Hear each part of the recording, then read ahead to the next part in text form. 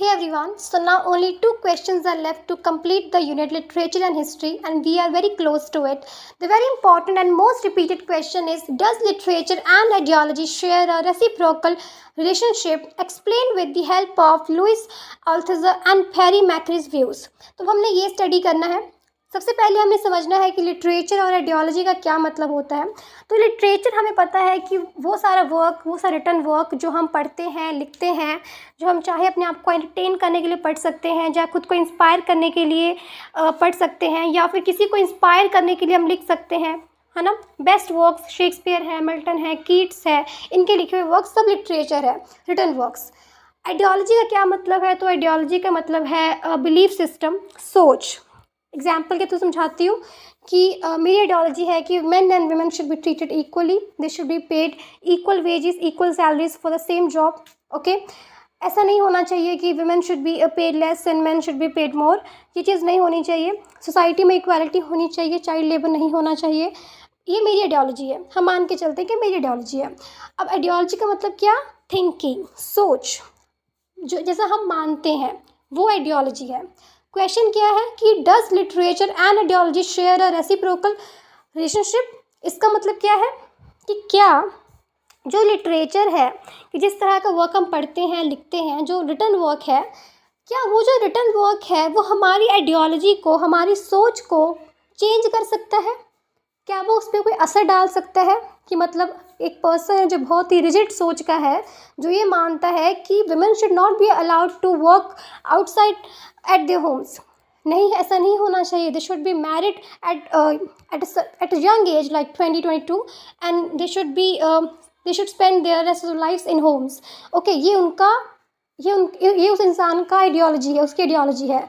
तो अगर वो इंसान एक ऐसा लिटरेचर पढ़े जो लिखा हो फेमिनिस्ट राइटर्स ने, जैसे कि मैरी शेली, वर्जीनिया वुल्फ, या फिर एमिली ब्रॉन्ट, जो वुमेन की कंडीशंस को, उनकी प्रॉब्लम्स को हाईलाइट करती हैं, उनके लिए आर्ग्यू करती हैं, अपनी वॉइस उनकी हेल्प के लिए जो लिखती हैं, है ना, जो फेमिनिज्म की फील्ड में काम करती हैं, क्या अगर वो इंसान इन लेडीज़ का अगर वर्क पढ़े, या किसी ऐसे इंसान का वर्क पढ़े जो फेमिनिज्म को सपोर्ट करता है, क्या इस वर्क को पढ़ के उसकी आइडियोलॉजी, उसकी थिंकिंग चेंज हो सकती है? कि वो पहले जो ये सोचता था कि नहीं, women should not be allowed to work outside, वो ये कहे कि नहीं, it is important, women should be free financially and for that they should work.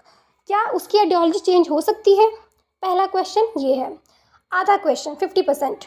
फिर रेसिप्रोकल रिलेशनशिप की बात हो रही है, तो मतलब कि क्या लिटरेचर शेप करता है आइडियोलॉजी को, हमारी थिंकिंग को चेंज कर सकती है लिटरेचर?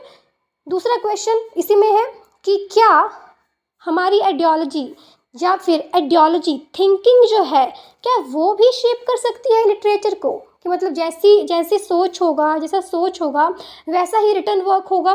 क्या ऐसे भी हो सकता है? द आंसर इज़ यस, ऐसे हो सकता है। हम एग्जांपल लेते हैं पोस्ट कॉलोनियल टाइम्स की। जब पहले कॉलोनीज थी हमारे इंडिया में, ब्रिटिशर्स की कॉलोनीज थी, तब जब वर्क लिखे गए, तब कैसे वर्क लिखे गए थे? जो ब्रिटिश पीपल को उनकी वाहवाही करते थे, ब्रिटिशर्स की सपोर्ट करते थे, क्योंकि वो तो अलाउ करते नहीं थे उनके अगेंस्ट लिखना, वो अलाउ करते नहीं थे, वो पब्लिशिंग नहीं करने देंगे वैसी चीज़ें जो उनके बुरे कामों को हाईलाइट करेंगी। पर जब पोस्ट कॉलोनियल टाइम आया, तब कुछ राइटर्स ऐसे थे जो उन्होंने लिखा, उन्होंने काम किया इस टॉपिक के ऊपर। उन्होंने क्या किया, उनकी आइडियोलॉजी कैसी थी कि ब्रिटिशर्स ने हमारे यहाँ रूल करके सब कुछ बहुत बैड कर दिया है, we have to highlight their mistakes, their bad things, bad deeds that they have done to our country. तो उनकी आइडियोलॉजी थोड़ी सी नहीं, बहुत रेवोल्यूशनरी थी। तो उनका जो लिखा हुआ लिटरेचर है वो भी रेवोल्यूशनरी है, वो भी उनकी थिंकिंग को बताता है। जैसे कि हम एग्जाम्पल लेते हैं सलमान रश्दी की, अरुंधति रॉय की, या अगर किसी और कंट्रीज़ की बात करें तो चिनुआ अचेबे की। इन्होंने जो वर्क लिखा है उसमें इन्होंने अपनी आइडियोलॉजी को लिखा है, अपनी आइडियोलॉजी, अपनी थिंकिंग अपने टेक्स्ट में लिख दी है। तो लिटरेचर को चेंज कर दिया है। जो पहले जो लिटरेचर था, जो बहुत वाहवाही करता था ब्रिटिशर्स की, उसने क्या अब कैसे हुआ? अब जो राइटर्स की आइडियोलॉजी थी वो रेवोल्यूशनरी थी, उनकी थिंकिंग जो थी वो रेवोल्यूशनरी थी, क्रांतिकारी थी, ऐसे सपोर्ट इक्वालिटी के लिए बोलने वाली थी, तो उनके द्वारा लिखा हुआ लिटरेचर भी ऐसा ही है। तो यानी कि यस, लिटरेचर तो शेप करता ही है आइडियोलॉजी को, लेकिन जो थिंकिंग है, हमारी जैसे सोच है, राइटर की जो सोच है, वो भी शेप करती है लिटरेचर को। ओके, तो ये चीज़ है। अब हमने दो व्यू पॉइंट्स पढ़ने हैं, दो राइटर्स पढ़ने हैं। Louis Althusser, ideology as a structure, वही चीज़ है, थोड़ा सा वर्डिंग में लिखी हुई है, पर वही चीज़ इन्होंने बोली है। आइडियोलॉजिकल स्टेट एपेटस, एपेटस का मतलब होता है टूल्स। ओके, की आइडिया है इनका कि आइडियोलॉजी एज ए टूल काम करती है। Althusser believe that institutions like education, family, media, literature work as ideological state एपेटस।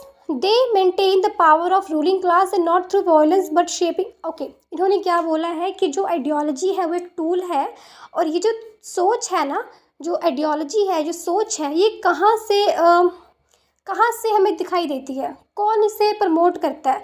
तो एजुकेशन, फैमिली, मीडिया, लिटरेचर, ये जो चीज़ें हैं ये आइडियोलॉजिकल स्टेट की तरह काम करती हैं, आइडियोलॉजिकल टूल की तरह काम करती हैं। They maintain the power of ruling class not through violence but by shaping people, idea and beliefs. कि जो सुपर स्ट्रक्चर है ना, ये सब सुपर स्ट्रक्चर का पार्ट है, कि सुपर स्ट्रक्चर जो है ये पीपल के बिलीव्स को, लिटरेचर जो है सुपर स्ट्रक्चर का पार्ट है, एजुकेशन, फैमिली, मीडिया, लिटरेचर सब सुपर स्ट्रक्चर का पार्ट है। एज पर दिस कि सुपर स्ट्रक्चर जो है वो चेंज कर सकता है लिटरेचर को, लोगों के बिलीव्स को। तो yes, literature can shape ideology. Okay, literature shape कर सकता है। सेकंड हमने पढ़ना है कि आइडिया ऑफ, यही चीज़ लिखी हुई है, थोड़ा लेंथी लिखा हुआ है, आपने रीड कर लेना है।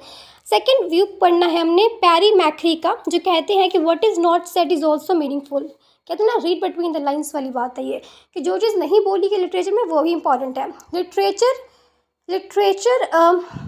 ideology through literature reveals ideology through its gaps and silences. Macri, a student of Althusser, argued that we should not only study what a literary text says but also what it does not say. A literary text can't fully hide the logical contradictions of its time. If a novel analyzes the rich class but it strangely silent about the poor, that silence is illogical. It's hide its social truth. Thus, literature is shaped by ideology and both at the same time. Okay. तो basically इन्होंने क्या बोला है कि literature जो है, जो super structure है, वो तो शेप करती ही है आइडियोलॉजी को, लेकिन आइडियोलॉजी भी शेप करती है लिटरेचर को। कैसे? Fill in the gaps, read between the lines. ऐसे जैसे कि कुछ राइटर्स ऐसे होते हैं जो सिर्फ जब राइट करते हैं तो सिर्फ जो सिर्फ कैपिटलिस्ट पीपल की, रिच पीपल की सपोर्ट करते हैं, ब्रिटिशर्स की सपोर्ट करते हैं। पर अगर वो इसके ऑपोजिट, अगर वो पुअर पीपल की बात नहीं कर रहे हैं, अगर वो प्रॉब्लम्स ऑफ कॉलोनाइज्ड पीपल की बात नहीं कर रहे हैं, तो इसका मतलब ये है कि अगर आपके पास वो एबिलिटी है रीड बिटवीन द लाइन्स की, तो आप समझ सकते हो कि आइडियोलॉजी इस इंसान की कैसी है। इस इंसान की आइडियोलॉजी है कि सिर्फ अपर क्लास को सपोर्ट करो, लोअर क्लास, मिडिल क्लास को छोड़ दो। तो वो चीज़ जो है आपकी थिंकिंग को कहीं ना कहीं इफेक्ट करेगी। अगर आप ऐसा लिटरेचर पढ़ोगे इसमें सिर्फ अपर क्लास की सपोर्ट किया जा रहा है, सिर्फ ब्रिटिशर्स की वाहवाही हो रही है, तो आपको लगेगा कि नहीं, ऐसा तो नहीं है, ये चीज़ तो नहीं है। ठीक है, हम अगर रीड बिटवीन द लाइन्स वाली बात रखते हैं तो हम समझेंगे कि नहीं, यहाँ पे ये आइडियोलॉजी गलत है। हम उस आइडियोलॉजी पे क्वेश्चंस भी लगा सकते हैं। तो ये क्वेश्चन है and we are done with it.